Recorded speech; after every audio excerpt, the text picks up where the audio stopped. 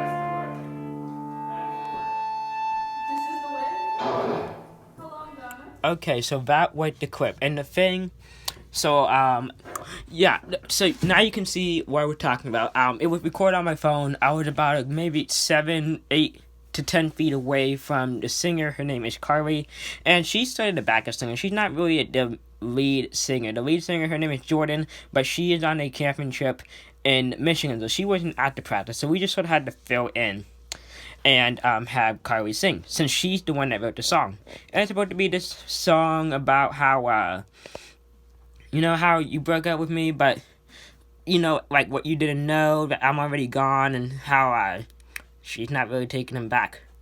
And the thing that gave me this idea was I was just sitting there and they kept practicing the song over and over again for about an hour and a half. And I'm like, can this stuff really work? And so today's standard, I guess, for music is now that everything is switched to computers. You have AutoTune. I guess it's a big factor. They are not using AutoTune. It's just a regular microphone. And so it's just a regular microphone with no AutoTune. I know there's microphone with AutoTune installed in it, but that's just a regular microphone as far as I'm aware. But now, also you have it like Ariana Grande and Rihanna and Taylor Swift and all of them have these massive, expensive recording studios. For one thing, this building, they have soundproofing so their voice doesn't echo. They and they practice a ton. My friend, they rent a church. Not rent, they sort of bought the church. Like, it was just an empty church just sitting there, and they bought it. So, no soundproofing, no barriers for echoing, there's sound bouncing off the walls, not the best quality. So that's one thing that's fault. And then, also, when you had the big singers, you have some of the top-notch technology.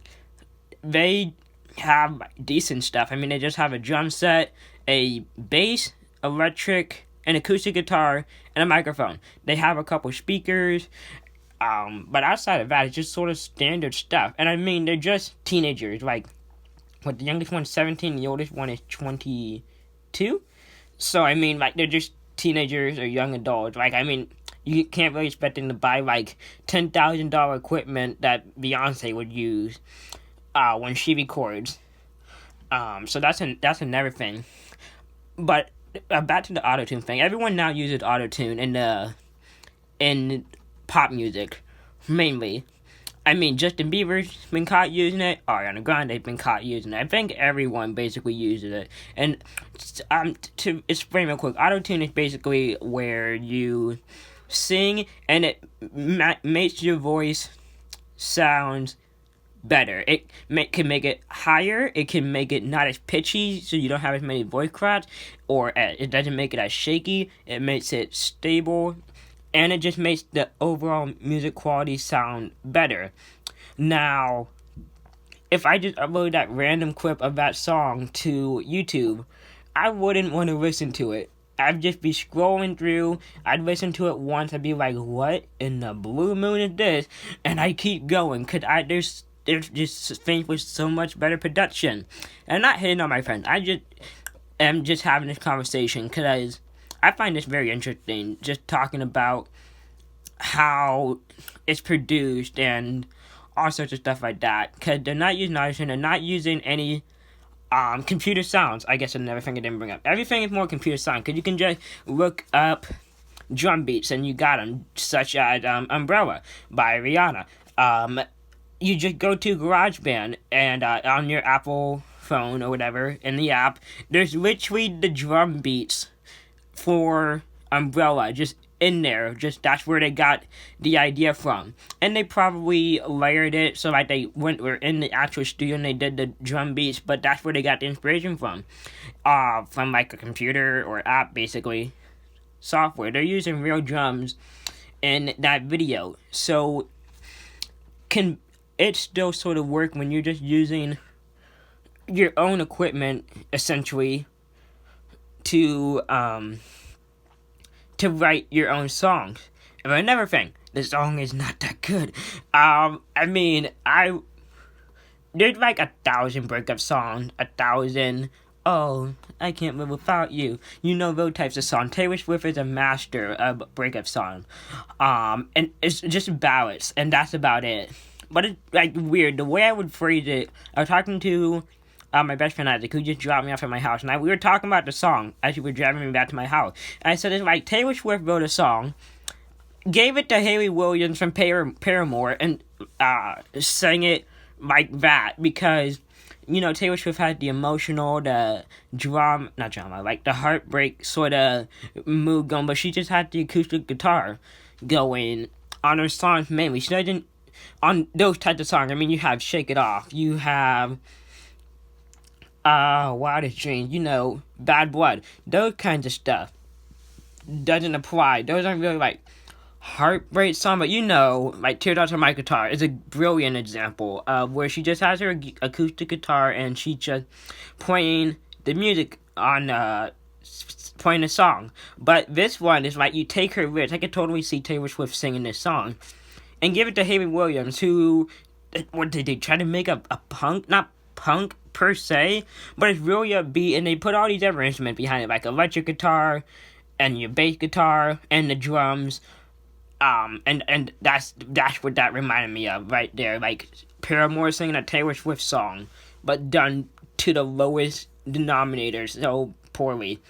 And then we had to talk about the bridge of that song. I also discussed this with Isaac, where the bridge is, it needs some work. So they were discussing for the bridge. The bridge is the part where you have the drum and the two guitars, when it's just playing without the singer singing. And they were talking about, should we have a drum solo, a guitar solo, the electric guitar, or both? And they decided on both, and it sounded like a train wreck.